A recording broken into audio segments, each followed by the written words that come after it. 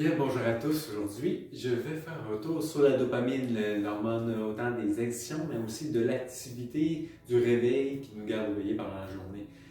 Cette hormone-là vient justement, disons, c'est elle qui va faire que nous, souvent, on va rester éveillés en fin de compte, garde éveillé, très actif. Et puis, c'est aussi celle qui est associée au plaisir qu'on va s'offrir en fin de compte. C'est pour ça que souvent, les addictions en général sont associées à la dopamine. Les addictions peuvent être très vastes pour cette raison-là aussi. Puis, les problématiques vont survenir souvent quand on va répéter le même genre de plaisir en général. Si on est comme associé à un seul plaisir, mais souvent on va développer une forme d'addiction.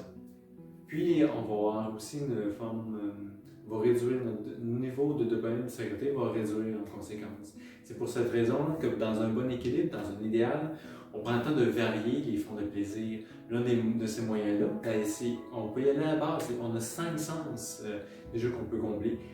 L'ouïe, varier les plaisirs au niveau de l'ouïe, différents styles de musique, parler à différentes personnes, de différents sujets. Tout ça, c'est une façon de varier le plaisir, de voir des choses, différentes choses, justement, voir autant du beau que des choses qu'on pourrait dire moins belles ou artistiques qu'on est moins habitué de voir aussi. La vision, fait que c'est une façon de percevoir, changer ça. Le goûter, le manger, je pense que ça, une variété de plaisir, c'est plus facile en général, mais c'est ça, varier le plaisir au niveau aussi de gustatif, faire des expériences. Des fois, des expériences sont moins un succès, mais c'est parfait.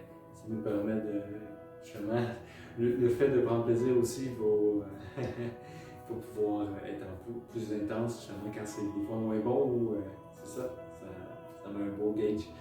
Et puis, il y a le toucher. Le plaisir de toucher aussi en massothérapie, c'est le but. Parce que souvent, en fait, c'est une forme. En fait, le toucher reste encore en bonne partie, en fin de compte, un tabou dans la société. Fait que de réapprendre à le toucher, que ce soit déjà avec nos proches, si on peut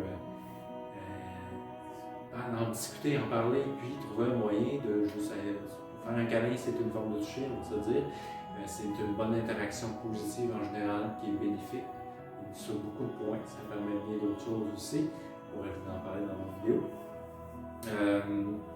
Toucher en massothérapie, c'est sûrement une des choses qui est fun. Fait que différentes têtes de toucher aussi, avoir des touchés plus douloureux, plus intenses, qui vient pour justement nous faire du bien, en fin de compte, pour relâcher la douleur qui s'est installée, autant pour juste décompresser, lâcher prise, laisser tout aller, qu'est-ce qui était, puis juste être ici maintenant dans le corps, puis apprivoiser notre toucher, ressentir, puis en fait nous accueillir, hein, c'est beaucoup ça que ça nous permet de toucher. L'idée de ça, c'est ça, varier les plaisirs, c'est vraiment le point principal à se rappeler.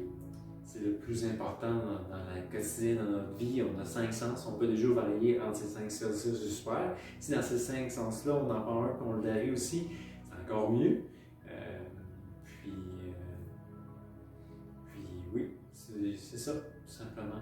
Donc, je vous dis, prenez bien soin de vos plaisirs. À bientôt et au plaisir.